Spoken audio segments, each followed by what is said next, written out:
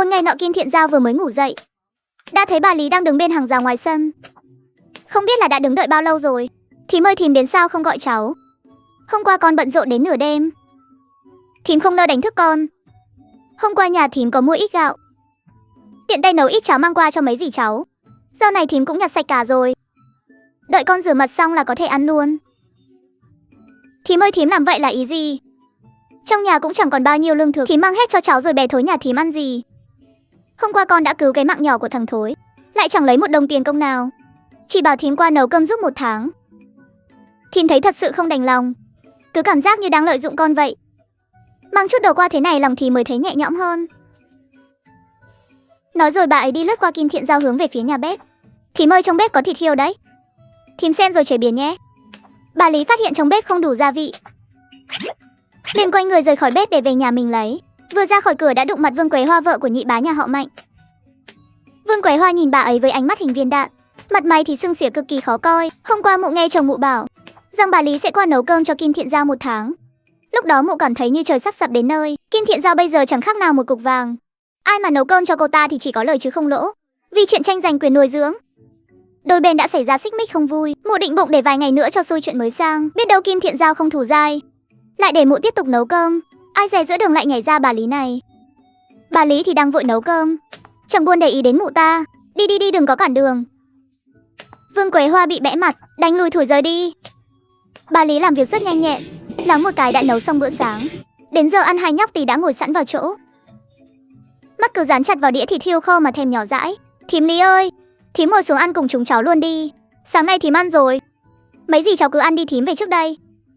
Lát nữa mọi người ăn xong thím lại qua dọn dẹp. Nói đoạn bà ấy liền bước nhanh ra ngoài. Mùi thịt thơm quá chừng, bà ấy sợ ở lại thêm tí nữa là không kìm lòng được mà xà vào ăn mất. Sau khi bà Lý đi rồi, mấy dì cháu Kim Thiện Giao bắt đầu dùng bữa. Cô bưng bát lên hút một ngụm cháo, đôi mày khẽ nhướng lên.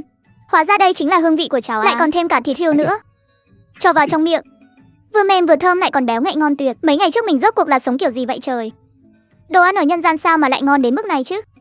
Mình đúng là chưa thấy sự đời mà. Lần đầu tiên Kim Thiện Giao biết cảm giác nó căng bụng là thế nào. Nếu ngày nào cũng được ăn ngon đủ vị thế này thì tốt quá rồi, cái đó có gì khó đâu ạ. Chờ sau này chúng ta kiếm được tiền, sẽ nhờ bà Lý ngày nào cũng nấu cơm cho chúng ta ăn. Hai đứa nhỏ nhìn nhau một cái, rồi cùng bật cười thành tiếng. Kim Thiện Giao dọn dẹp sơ qua xong xuôi, liền khoác gùi lên lưng, dắt theo hai đứa nhỏ đi lên trấn. Thôn Tiểu Hà cách huyện thành cũng một quãng khá xa. Đầu thôn có xe bò chở khách, mỗi người hết 5 văn tiền. Dì nhỏ nhà họ Mạnh này, hai đứa nhỏ này là cục vàng cục bạc hay sao? Mà đi đâu cũng tha lôi theo không thấy mệt à? Cái đồ con người vô tri, hai đứa nó còn quan trọng hơn cả vàng 10 đấy. Cô từ trong tay áo lấy ra 5 văn tiền đưa cho phu xe. Này dì nhỏ nhà họ Mạnh, cô mang theo chúng nó chiến chỗ quá, phải trả tiền gấp đôi đấy nhé. Kim Thiện Giao nghe vậy liền rút thêm 5 văn nữa đưa cho ông ta. Chiếc xe bò cứ thế lộc cộc lăn bánh hướng về phía huyện thành. Cả Kim Thiện Giao lẫn hai đứa nhỏ đều là dân quê lần đầu lên tỉnh, chưa từng ngồi xe bò cũng chưa từng vào thành bao giờ. Nhìn cái gì cũng thấy lạ lẫm. Suốt dọc đường cứ ráo rác ngó nghiêng khắp nơi, cho đến khi xe bò dừng lại trước cổng thành. Kim Thiện Giao cùng hai đứa trẻ đứng dưới chân cổng thành. Chúng ta chuẩn bị vào trong thôi nào. Cả ba dì cháu hiên ngang ngẩng cao đầu bước vào, sải bước chân tiến qua cổng thành. Vừa đi được vài bước đã nghe thấy tiếng trầm trồ vang lên bên cạnh. Dì nhỏ ơi, dì nhìn kìa, cái nhà này cao quá đi mất. Dì ơi, dì nhìn chiếc xe ngựa kia kìa. Dì xem cái nhà này có tận 2 tầng luôn kìa. Ở làng mình làm gì có cái nào như thế này nhỉ? Đây chính là nhân gian đó. Ba dì cháu tuy đang rất phấn khích, nhưng vẫn không quên việc chính cần làm. Họ cùng nhau bước vào một cửa tiệm. Vị khách này muốn mua loại thuốc nào ạ? Này tiểu ca, tiệm của anh có thu mua thảo dược không? Không biết cô nương đây muốn bán loại dược liệu gì? Hoàng kỳ ngũ vị tử, linh chi lộc nhung, nhân sâm còn cả. Cô nương ở đây không tiện nói chuyện cho lắm, mời cô đi theo tôi.